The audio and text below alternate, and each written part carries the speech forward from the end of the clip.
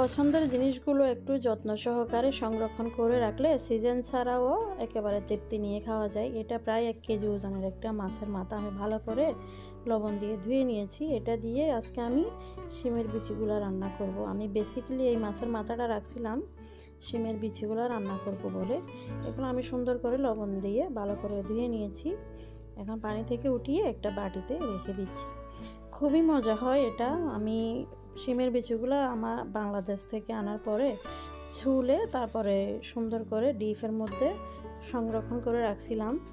আমি এগুলো ভিজতেও দিনে জাস্ট বের করে রাখার পরে আগের অবস্থায় চলে এসেছে। তো আমি রান্না করার জন্য পেঁয়াজ, টমেটো, কাঁচামরিচ সব কেটে নিয়েছি।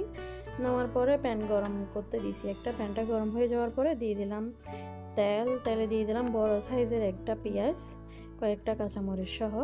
পেঁয়াজগুলো একটু নরম করে নেড়ে চেড়ে ভেজে নিব। তারপর ভাজা হয়ে গেলে আস্তে আস্তে আমি মশলাগুলো অ্যাড করে দিব। এই যে দেখতে পাচ্ছেন আমার পেঁয়াজগুলো একটু নরম হয়ে গেছে। এখন দিয়ে দিচ্ছি 1.5 চা চামচের মতো মরিচের গুঁড়া, উঁচু করে 1 চা চামচ হলুদ গুঁড়া, স্বাদ মতো লবণ। এখন আমি আবারও ভালো করে মশলাগুলো তেলের মধ্যে একটু কষিয়ে নিব যাতে কাঁচা গন্ধটা চলে যায়।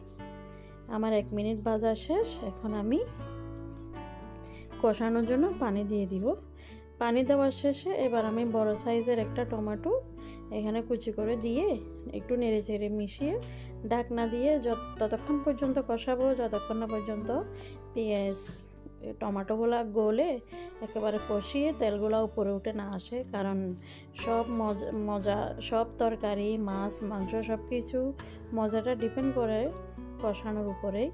এই যে দেখতে পাচ্ছেন এখন 5-7 মিনিট পর আমি একটু নাড়াচাড়া করে দিচ্ছি যাতে তলায় লেগে না যায়।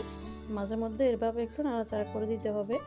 আবারও ঢাকনা দিয়ে ঢেকে দিব যাতে একেবারে পানিগুলো শুকিয়ে মশলাগুলো কষিয়ে তেলগুলো উপরে চলে আসে। এই যে দেখতে পাচ্ছেন এখন অনেকটা প্রায় কষানো হয়ে গেছে। এখন একটু চেপে চেপে টমেটোগুলো একটু করে দিব, গলিয়ে দিব।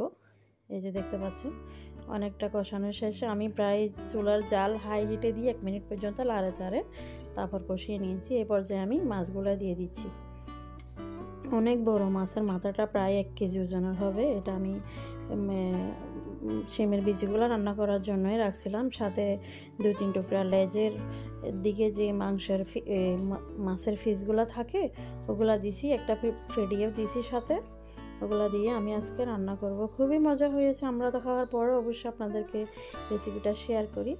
আশা করি আপনাদের ভিডিওটি ভালো লাগলে অবশ্যই জানাবেন আমার রান্নার রেসিপিগুলো আপনাদের কেমন লাগে।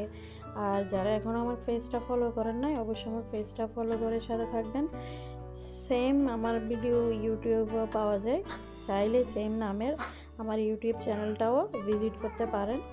সাথে আমার চ্যানেলটা সাবস্ক্রাইব করে নিয়মিত সাথে থাকতে পারেন। অবশ্যই কমেন্ট করে জানাবেন আমার রান্নাগুলো আপনাদের কেমন লাগে। এখন একটা ঢাকনা দিয়ে আমি মাছের মাথাগুলো একটু কষিয়ে নিচ্ছি। এই যে দেখতে পাচ্ছেন এটা প্রায় 10 মিনিট পর আমি অল্প আছে এগুলা কষিয়ে নিছি। এখন প্রায় কষানো শেষের দিকে। মাছের মাথাগুলো কাঁচা তো সেই জন্য অবশ্যই ভেঙে যাবে। কারণ আমি চাচ্ছি মুড়িঘণ্ট যেভাবে রান্না করার সময় মাছের মাথাগুলো ভেঙে একেবারে এই ডালের সাথে একাকার হয়ে যায় সব কিছুর সংমিশ্রণে, সেটা খুবই একটা মজা হয়। আজকেও আমি সেই আশাটা নিয়ে এই শিমের বিচিগুলো রান্না করতেছি। দেখতে পাচ্ছেন আবারও একটু ঢাকনা দিয়ে আবারও ভালো করে কষিয়ে নিব। ওই যে বললাম বরাবরের মতো ওই যে কষানোর উপর এই মজাটা ডিপেন্ড করে। কারণ মশলাগুলো ভালো করে কষলেই তো মজা ভালো করে পাওয়া যাবে। এই পর্যায়ে আবার একটু নেড়ে ছেড়ে দিয়ে আমি শিমের বিচিগুলো দিয়ে দিব। এই যে দেখতে পাচ্ছি মাছের মাথাগুলো অলরেডি ভেঙে যাচ্ছে। সমস্যা নেই, আজ তো মাছের মাথা এমনিতেও কেউ খাবে না, বাচ্চারা তো মাছ খায় না মাছের মাথাও খায় না। ভেঙে চুড়ে একটু গেলে মিশিয়ে এগুলো আরও বেশি মজা হবে। এবার আমি মাছের মাথা কষানো শেষে শিমের বিচিগুলো দিয়ে দিলাম। এখন নেড়ে চেড়ে মশলার সাথে মিশিয়ে নিব। আমি খেয়াল করছি অনেকে আমার ভিডিওতে যতটা ভিউয়ার্স হয় কিন্তু যত মানুষ আমার ভিডিওটা ওয়াচ করে কিন্তু ভিডিও দেখে চলে যায়, আমি দেখতে পাচ্ছি, কিন্তু অনেকে লাইক কমেন্ট করে না। তো ভিডিও বানাইতেই কিন্তু কষ্ট হয়। এত কষ্ট করে ভিডিও বানাইয়ে যদি ভিডিও দেখে চলে যায় তাহলে লাভটা কী হয়? অবশ্যই কমেন্ট করে বলবেন আমার রেসিপিগুলো কেমন লাগে। আপনাদের যদি ভালো লাগে আপনারা আমাকে কোশ্চেন করতে পারেন বা আমাকে এই কীরকম রেসিপি চান সেটার কথাও বলতে পারেন। এখন এই প্রায় 7 মিনিট পর আমি একটু উল্টিয়ে, ঢাকনাটা উল্টিয়ে এখন আমি সাথে একটা আলুও দিয়ে দিচ্ছি, কারণ কষাইতে তেমন একটা টাইম লাগবে না।